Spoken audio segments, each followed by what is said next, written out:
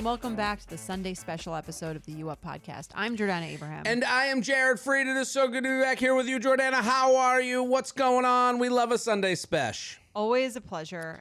Mid-October. It's beautiful out. It's like, we're getting that like last hit of warm before we head into the when my body type rules the world.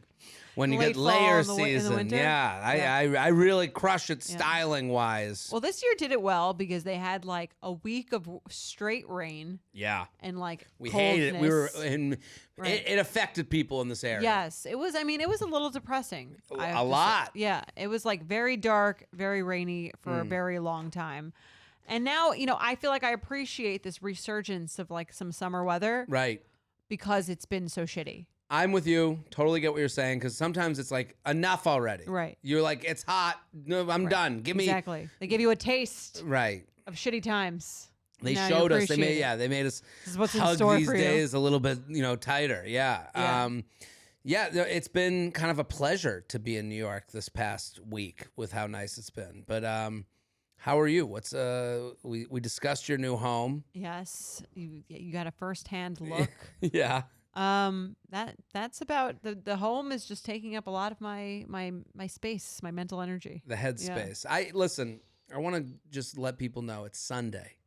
Get out there. Go to a bar right now. Go hang out or go to a coffee place. People have just been out. I love it. Get out of here. Get out of here. And if you're out there, I'm going to be in Philadelphia doing a show. I added a second show on the 20th. Okay. If you're out there, you assemble the group chat. The first show sold out. There's a second show.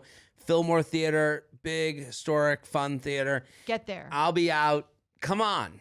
Let's go Philly and Baltimore. I need people. Saturday? And Syracuse. Philly, Baltimore, Syracuse. If you're out there, I don't know. What night is it? Just get your tickets. It's a great show. I've seen JaredFried.com. I've Thank seen you. it. Get You've seen it. Get your tickets. The 20th in Philadelphia, Syracuse the next week, and then DC on the 3rd, but the 20th is a Friday night. Yes. It's Friday night. Last and the moon. Friday I went TGIF. Yeah. Last Friday night. Yeah, get to the show. You heard me talk about it last time. It's amazing. You guys are going to have a great time. Bring your parents or don't. Or don't. I didn't bring my parents. I still had a great time. Did you watch TGIF growing up? The Nickelodeon thing, or was it like was ABC Friday night lineup. It's Friday night, and the moon is bright. We're gonna have some fun. Show you how it's done. TGIF, Family Matters, Full House, Step by Step. Oh, I was definitely all over that. I mean, gone are the days when you'd watch TV in real time. Appointment television. Right. I mean, there was something magical about that. You had to clear get there. Right. Your remote for the night. Right. I've got Family Matters on at 7. Right. Yeah. It was, and then there was always that fourth show that would kind of rotate in. There was Dinosaurs for a minute. Remember the show Dinosaurs there was like for the 2 years? B-Squad shows. Yeah. I like Dinosaurs. Oh, sorry. I don't know. Oh, great Jim show. Henson, kind of weird. Step by Step, did you say? Step by Step. That was Day by Day. Day by Day. What was the next line? Full House. Full House. You ever go see the Full House in San Francisco? Yeah, you gotta go Rite see of Passage. Yeah. Yeah. Boy Meets World was in there. Right. I like Boy Meets World a lot. I like Boy Meets World, and they do a podcast now. Who? Ben Savage? He's the one that didn't. He's not in. Oh, there's they don't been like controversy. Him. They don't like it. Topanga. There's. Were you? Will Forte? Isn't that his name? Will Friedle? Who was your TV teen crush? Were you like Topanga. a Topanga? Oh yeah, no, absolutely. Winnie from no, that's 100 Years. No, I'm not 100 years old. Topanga I watched that show. Hit me right in the boner. It was Topanga. Yeah. If she's listening, hope you're well. Topanga, and it was also like an unspoken thing. I think. Unspoken. Well, I think young girls talk about their crushes. Right. Guys openly. aren't out there with a poster on the wall, really, of Topanga. Right. You had to have, this is where body issues societally come into play. you were allowed to have one. This is where sexuality, one acceptable crush, right? Yeah. You could have the Baywatch, buxom, that's a little Pamela before our Anderson on the wall. But if you had her on the wall, people go, oh yeah, Right. all right. And we all masturbate, be all good time. But if you were like, Topanga was one of those like, you think she's hot too? Like it was like a whisper. Okay. Really? Yeah, a little I bit feel like more. she's kind of classic, no? Now she's become. Now people are out there singing in the streets, Topanga. I don't think it was as much of a. It's kind of like you have these things with adolescent men where it's like you don't. The only way you could be made to be embarrassed was sexuality. Okay. Like that, or if you weren't a man, this is like especially all plays like in into the societal 2000s, stuff. 90s, that kind of thing. Right. It's not a history I'm proud of, but that's, where. There were very few acceptable crushes. Absolutely. Okay. Where, listen, there were, all these girls men could having be to like, crush in private, secretly. Right. Well, there was girls out there, any of the Backstreet Boys, any of the NSYNC guys, even the weird looking ones. None of those ever did it for me. No? No. Who was your guy? I like Jonathan Taylor Thomas. Classic. As you know, big Brendan Fraser fan. Fraser. Yes. A pioneer. That is famously, you're a pioneer big fan. of Brendan Fraser. I mean, I think I've showed you maybe Dr. Naomi's childhood bedroom, which had so many pictures of Kirk Cameron. It was insane. She's right in the wheelhouse, that age group. Like, again, those things move quick, too. That's true. You're in one day. The next you're like running some weird like God cult. I think that's what he's up to. Right, he's a big God One day you're guy. a teen heartthrob. Well, the next you're denying vaccines. Kirk Cameron, yeah, right. Him and his sister, Candace from Candace is also like Full very House. into Jesus. Yeah, for sure. It is interesting when you find out. You're like, oh, Jesus. Mm-hmm. But why? Yeah, I don't know. Yeah. Listen. Well, listen. This has been Nostalgia Hour on the UL Podcast. Indeed. We have a Petty or Prudent. You ready? Let's do it. Okay. This is a good one. I like this one. Now, this is a new game we've been playing, invented by Jordana's brother. Breakups happen. Yes. And you write in wondering if how you acted after the breakup was petty and you're being a little shitty, or prudent. Had to be done. Had to be done. So you want me to read it? Yeah. Petty or Prudent? Hi, J&J. Love the pod. Everything you two do. I'll get right to it. A couple of months ago, I started dating a guy who had certain kinks and fantasies he wanted to act out. And for the most part, I was into exploring these things. One of the things he really liked in the bedroom was getting a nice hard spanking with a whip or paddle. Fine, she writes. Sure. If I have to. Dating is hard. I can see why she's like, okay, he wants the whip or a paddle. Whatever. Fine, as long as we can go to the movies. Yes. You'll meet my parents, I'll give you the whip. It's a trade-off. Right. A trade-off. He already had a whip. He already had a whip I'd use on him whenever we were at his place, but he wanted something I could keep at my apartment for all the spankings. Boy, she must have been getting a lot of, work in. Spankings. Yeah. You needed two. Gotta have one. Like my purse chapstick and my nightstand chapstick. Got my travel, hair, blow dryer, like I gotta. So she writes, he already had a whip I'd use on him whenever we were at his place, but he wanted something I could keep at my apartment for all the spankings. Great. Okay. We ended up going to a sex shop to buy a paddle together. He actually did the purchasing. Gentleman. And I kept it until a week ago when I ended things because I realized after 2 months I felt nothing. He seemed fine with me ending it, but now a week later is asking for the paddle back, which in his words isn't as good as the whip, but I'll use it if you're not going to. Little does he know I already threw it out. So give it to me straight, J&J. Petty or prudent? What do you think? I think so. Throwing it out is the act that we're saying petty or prudent, or asking for it back. I think both could be. I Okay. think both actions get a description. Okay. Because I did think of them both. Throwing the paddle out, prudent, because she's not. Seems like she was doing this for him. The way she's describing it, he wanted this. Fine. Right. We asked. He kept one at my place. Great. Whatever. I would say prudent on her part to throw it out. I think you should. UP rule should be you're allowed to throw out any sex toys you've used with someone as soon as the relationship ends. I think that's fair. I think it's fair to. I agree with you. Yeah. The relationship ends. Let's we'll get new stuff with the next person. Right. right? We don't have to reuse dildos. We don't have to put a vibrator in the especially it's not her thing. The washing machine. Yeah. Right. Right. So I could see why she's like, well, I don't need this. I'm going to start dating again. I don't need this. I don't need this butt plug on the drying rack. You know. I think a little petty of him to ask for it back, but it depends how he did it. If he did it casually and he was getting his other stuff. Right. It's what? It's like a week after? It's a week later. He seemed fine with me ending it, but now a week later is asking for the paddle back. I think a week, if he wants to say, oh, I forgot, I left some stuff there. Can I also have the paddle? I don't think it's like that petty. I'm with you. I think it's both prudent for both of them. Yeah. Prudent for him to ask, prudent to have thrown it out. Totally agree. Because prudent to throw it out because I agree with you. Any sex toy, let me just ship off the old and in with the new, whatever that new may be. Right. For him, he knows it's his kink. Yeah. He's like, it was used on my ass. I'd like to use it again sometime. I paid for it. Yeah. It's within a week. I don't know how much these things go for. Right. How much paddles running these days? And it's within the time frame of asking for things back after a relationship. Which we said was what? 1 month? Did we have this on the list of things? I think we said this on the one with where the woman sold the guy's suit. You're right. And he ended it.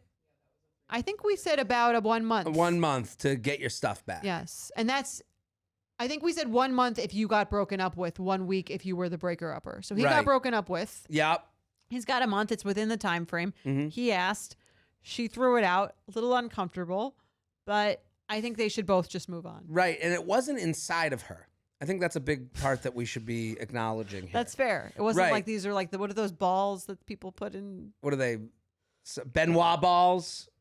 I don't know what they're called. I don't know why I'm saying that and like making the Italian, like the spicy. What are the balls that go over your ass? What are these balls in your vagina? Yeah. What are they called? Anal beads. Anal beads. That's on the shirt. Yeah. Anal beads. Yeah. I would say it's not. A noose beds. That would be like asking for those back. A little unhygienic. Right. The paddle to me, yeah, there's a leg to stand on. Right. Yeah. Prudent for both. Agreed. Should there be like a price limit on what you're asking for back, or there's no price? I think if you paid anything that you paid for. Again, if he was asking for his car back. Okay, obviously. And she tossed the car. You know, like there's, I think price matters in the use discretion. It's part of the context and nuance of this game, the price of the item. I think that's why both work for me. Like the paddle, it can't be more than $50. Right. So if you tossed it, I get it. And also, if you wanted it, I kind of get it too. Right. So let's say you're dating a woman, she leaves her paddle at your apartment. Right. You throw it out. She asks for it. Are you offering to pay? Hey, I threw it out. Would be my response. No offer. No offer. Okay. Hey, that cost me like $50 and you were the one doing the slapping or getting slapped, whatever it is. I would go, if that's what you want. I'm always willing to throw money to get rid of the problem. Yeah. Throw money at the situation. To me, I'd go, I would think they're being petty at that point. Right. I agree. If you make the person pay for it, right, it's a little petty. And me paying, prudent. Yes. Agreed. Okay. I'm happy we figured that out. Same. We're on the same page there. Yeah. Good.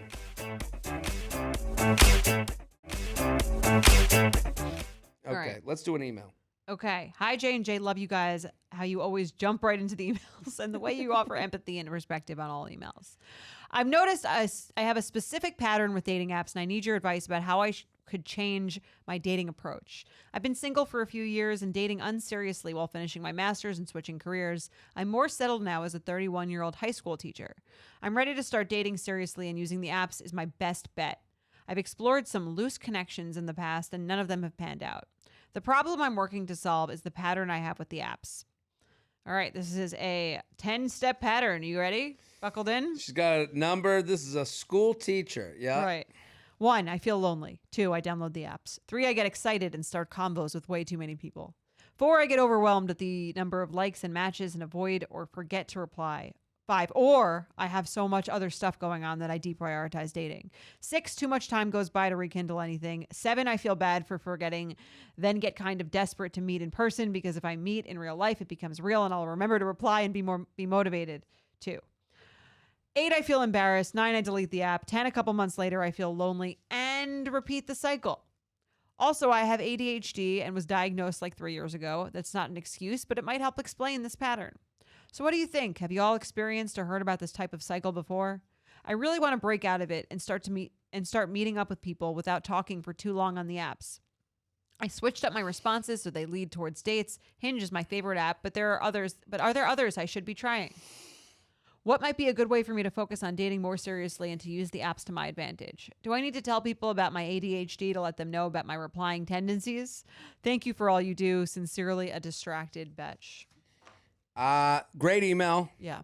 I think it's very relatable. She asked, have you ever seen a cycle like this? Yeah, this is everybody. This I've had this cycle. Right. You've had this cycle. Right. I think everyone has had this cycle. It's called a Sunday night. Right. This is literally a week in the life of any single person. Feel lonely, download the app, get annoyed by the app. A little too close. Right. Yeah. Match with everyone. Woo, this feels great. And then where did that conversation go? I agree. I think she needs to cut herself some slack. This doesn't have to do with the ADHD. You don't need to tell anyone about the ADHD unless you feel like that's an important thing to tell, but this is not a reason to tell someone about it. Right. And to kind of go down the road of what her issue is, I can see it in the email. She says it, and I knew it in the beginning. This sentence speaks to the whole email. You ready? I'm ready. I'm reading about the paddle and the anal beads. I'm ready to start dating seriously, and using the apps is my best bet. I've explored some loose connections in the past, and none of them have panned out. She is putting too much emotional stakes on all of this. Right. That's her biggest problem. And this is a perspective change, which is hard to do, easy to say, but it's drenched in her thing. All of her stuff with the apps gets into this feelings thing about people that don't give a fuck. Like the idea that you match with someone and 2 months goes by and you go... You don't owe them anything. You don't owe them anything. Right. She's putting so much... And when she says the apps are my best bet, the apps are an option for you to meet someone. Right. Your loose connections aren't done. Yes. You know a lot more people than you want to admit, and everyone knows 200 people, and you come in contact with loose connections every day of your life. So the idea that like the wells run dry over there, my best bet is the apps. How about the apps are a solution to one of the many solutions to you finding love. Right. And these people that you talk to that move down the page that you forget about and you come back to, they don't care that much if you reopen the conversation. So go for it. Agreed. I'd call this a limiting belief. Right. That's a great way. That's boxing her into this idea that there's something wrong with her or she's doing something wrong. And really, like, that's just not the case. Like, this is just dating. I think there's this feeling of like, I need to fix what I'm doing because and there's this false sense of control. Right. Over the dating process. Like if I do the X, Y, and Z correctly, then that's when I'll meet someone. Like a lot of it is kind of like serve that. Right. Too. But that's not really the case. A lot of it is sort of just kind of like you keep going and you date long enough and eventually it kind of happens for you. Like there is this false sense of control over like if I swipe and then I don't answer for 2 days and then I don't like whatever you're doing. It's fine. Just the fact that she's even thinking about it shows she's not really doing anything wrong. Right. And it goes back to like the idea, like she's like putting so much, even when she asks, is this something you've ever heard of? Of course. Everyone. Yes. So I think she has to come to terms with the idea that you're not, I'm sorry to say this to everybody. I'll say it into the camera. You're not the star of the movie. You're an ensemble. You're one of everyone. An extra? We're all extras. None of you. This whole Besides idea. Taylor Swift is the star. We're all extras in her movie. Everyone else is an extra unless you're Taylor Swift. Right. But again, like I know she doesn't mean to come off this way, and I don't think she comes off this way. But like, she's a little bit up her own ass as far as like, oh, this dating world is so hard for me. I'm out of grad school and now I'm a teacher just trying to make it in this big bad city. And it's like, no, bitch. Right. Like you're just like everyone else. You're just like everyone else. And again, this can be, I hope this doesn't come off as like the opposite of a pep talk. This can be positive thinking. Yeah. Because and I understand the need to try to control everything. Right. And to say, if you're feeling something, the other person's feeling something. So if you go, oh, I'm going to message this person I haven't messaged in 2 months. It's a little weird. Okay. Acknowledge it. Right. Hey, fell out of the loop. Move down the page. Because they might go, what you're thinking, they're thinking. Like my dad would always say to me, you're not that smart, you're not that stupid. You're right, right. Just like everyone else. So like you don't feel too much, you don't feel too little. So if you're going, oh, I kind of like that one match from 2 months ago, I totally forgot about it. Hey, I kind of liked you, we had a nice conversation 2 months ago. I kind of forgot about it. I'm sorry. Would love to go out for drinks. Right. That person's going to go, oh, I've gotten the reason they disappeared. And they want to go out for drinks. Now I know all the information to make my decision on my end. Right. And you don't owe them anything. Nothing. Just remember that when dating. You don't owe anyone anything ever. You owe nobody nothing. I don't know. No. I've been in this position. I think, the idea of like, oh my God. Here's what I do in this scenario. Let's hear it. I always think of someone complaining about what I did to their friends. Okay. So do that act out. Right. Play it out. Play it out. Play it out the worst way they could talk shit about you. Right. So if someone went, if you... I took to the brunch table. Right. So we now go on a date. She messages... We message. She messages me after I went down the screen. Hey, I know it's been a couple months. Things caught up with me. Your name moved down the screen because I got some other matches. I thought we had a nice conversation. I would love to get drinks. In that scenario, I go to my friends. I go, can you believe this fucking bitch? Right. What do they say? They go, you're out of your fucking mind. Yeah. Oh, can you believe this chick said I moved down the screen and wants to get drinks? What an asshole. No, they would go, Jared, you sound like a piece of shit. So play it out. I think that's a good exercise for people when you're wondering, like, how am I thought of? Like, right. And if they do think that, or they are that crazy, like I do think, then that's not someone you would want to be with anyway. Right. You're better off. Right.